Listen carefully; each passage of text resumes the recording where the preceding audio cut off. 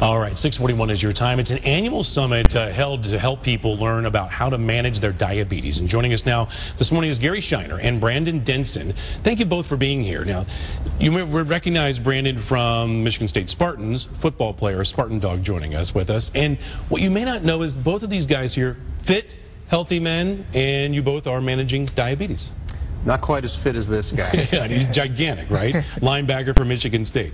But tell me about it. I've never heard of a diabetes summit before, and a lot of people out there managing diabetes might be interested, obviously, in hearing what is a diabetes summit. Well, JDRF put this program together to educate people with type 1 diabetes about the latest management techniques, also to inspire them about the great research that JDRF is doing to find a cure for type 1 diabetes. And you're saying 1,500 people will be there today? At least. This is the biggest JDRF summit meeting across the country. That's amazing, because JDRF here locally gets the word out and then wants to help people manage and find what happens at the summit.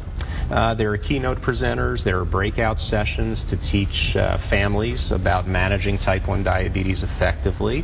They're going to present some of the latest research in finding a cure for type 1 diabetes, which is still, it's still a very challenging disease to manage. Well, let's talk about the challenge, Brandon. So you were 17 when you learned you had diabetes? Yes, sir. And then you're playing NCAA football at the highest level. How did you manage your diabetes through that time? I mean, I had a lot of support from my family, my mother, also my trainers at Michigan State University, so they helped me throughout the process because, I was still slowly going through it, transitioning from high school to college. But I mean, it was just something that I knew it was going to have a dramatic impact on my life, but I wasn't going to let me change the way I did things in my everyday life. So what do you tell young kids then? I mean, some kids now, so many kids dealing with this, with juvenile diabetes as well.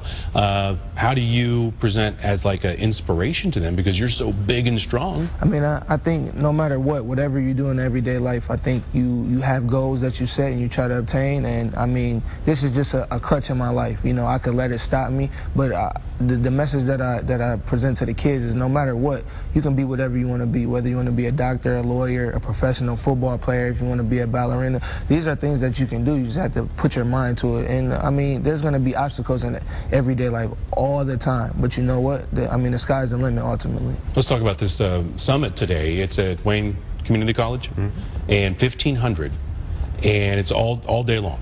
Runs from 8:30 until 2. 8:30 until 2 today. And it's so large because, I mean, so many people obviously are looking for different avenues, they're looking for different sources of information. Yeah, it's a very complicated disease to manage. It requires insulin injection or infusion through an insulin pump. It requires blood glucose monitoring throughout the day. Every meal, every snack you eat, you have to quantify how much carbohydrate is in it to calculate your insulin dose.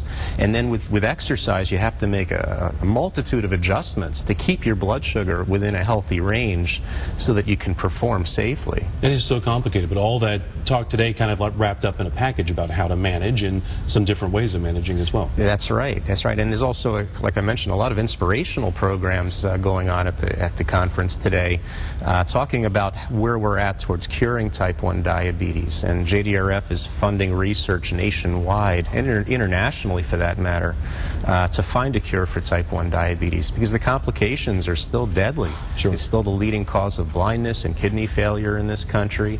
Triples heart disease risk, causes neuropathies. So we need to find a cure. It's not just a matter of treating with insulin. We have to find a cure for type 1. Well, 1,500 people coming today to this event, terrific way to start and to move forward with this. I can't thank you two enough for coming in this morning. And Andrew, an inspirational way to really start the day about managing diabetes. Oh, you said